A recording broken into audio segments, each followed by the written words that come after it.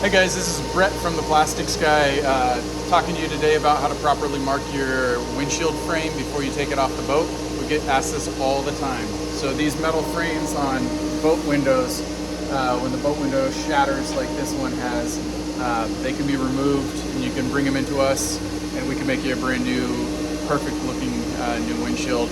But before you take it off, it's really important that you mark your frame with a Sharpie to show how it aligns with the walk-through window closed, because once you take it off the boat, it's going to be floppy, it's not going to hold its shape, and we're not going to know how to put it back together correctly.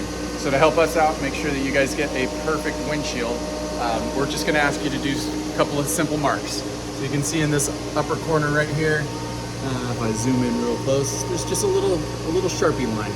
So with the walk-through window closed, draw a little line where it overlaps here, then another little line where it overlaps here, and then go back to the back corner, right down here, and where the frame overlaps in the back, right here in that crease, we want you to mark a line there as well.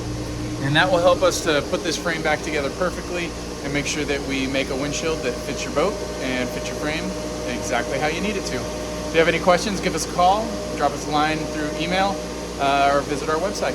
Thanks so much.